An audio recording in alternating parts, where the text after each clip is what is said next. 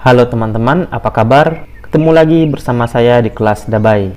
Ini adalah episode kedua kita membahas perihal anggota BPU PKI. Video kali ini akan menceritakan biografi Suroso Djondronegoro, yang mana Bapak Suroso ini merupakan wakil ketua BPU PKI. Tokoh pejuang ini dilahirkan pada 3 November 1895 di Porong, Sidoarjo, Jawa Timur. Ia menempuh pendidikannya di RT Volkschool, sekolah dasar kelas 1, dan Quick School 6 tahun di Probolinggo, Jawa Timur. Hal yang menarik adalah ketika ia duduk di kelas 6 Quick School 1912. Ketika itu ujian penghabisan akan berlangsung kurang 1 bulan. Suroso dikeluarkan dari sekolah karena memimpin pemogokan murid-murid yang tidak puas dengan kebijaksanaan direktur sekolah tersebut. Suroso kemudian belajar jurnalistik di Surabaya. Ia menjadi anggota Budi Utomo pada permulaan berdirinya organisasi tersebut. Dalam masa selanjutnya, di tahun 1912, Suroso menjadi anggota Serikat Islam dan menjadi ketua organisasi ini di Probolinggo 1913 sampai 1919. Ia juga pernah menjabat pembantu pusat pimpinan Sarekat Islam 1918 sampai 1932. Selepas menjabat ketua Sarekat Islam di Probolinggo, ia juga menjabat ketua organisasi Islam itu di Mojokerto 1919 sampai 1924. Di samping terlibat dalam kegiatan politik dengan menjabat Presiden SI di Probolinggo dan Kerakhasan 1915, Suroso diangkat menjadi Matri Boekhoudder kantor irigasi di Probolinggo. Setahun kemudian, Suroso dipilih menjadi Ketua Pengurus Besar Perhimpunan Pegawai Burgerlijk Openbaarwerken atau BOW seluruh Indonesia.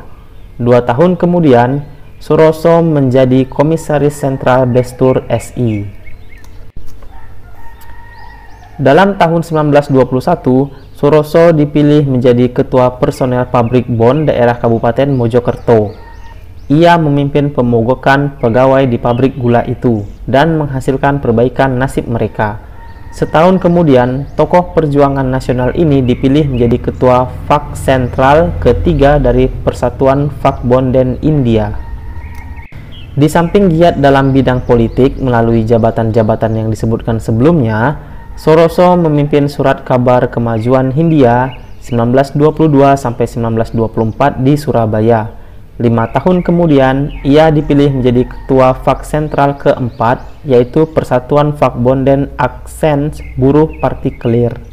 Di samping itu, Suroso juga menjadi Ketua Cabang Parindra di Mojokerto sekaligus anggota pengurus besar organisasi tersebut. Ia juga menjadi anggota Volksraad di Jakarta 1924 sampai 1942. Beberapa tahun kemudian, 1936 sampai masuknya tentara Jepang, Suroso berkali-kali terpilih menjadi anggota Regenskaprat Mojokerto, di samping juga menjadi perwakilan daerah di Jawa Timur.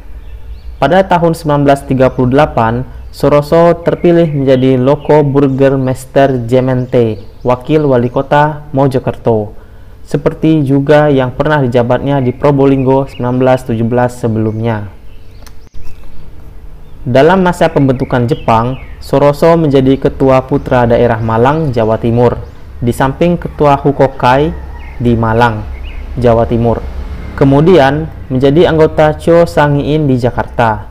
Ia juga diangkat menjadi Shokokan Kedu di Magelang, Jawa Tengah. Selanjutnya, ia menjadi anggota Badan Penyelidik Usaha Persiapan Kemerdekaan Indonesia atau BPUPKI dengan jabatan Ketua Muda atau Wakil Ketua. Dalam persidangan BPUPKI, Suroso tampil sebagai pemimpin sidang yang cakap. Kelihatannya ia bersikap tegas bagi tercapainya tujuan suatu pertemuan atau sidang. Kehadirannya di lembaga yang mempersiapkan kemerdekaan itu terlihat cukup mampu menahan diri. Mungkin ini atas pengalaman yang didapat sebelumnya. Suroso dikenal sebagai tokoh koperasi pegawai negeri. Di samping itu, ia mempunyai ikatan yang kuat dengan masyarakat. Ini terlihat dari keikutsertaannya dalam mendirikan Rumah Sakit Fatmawati di Jakarta Selatan.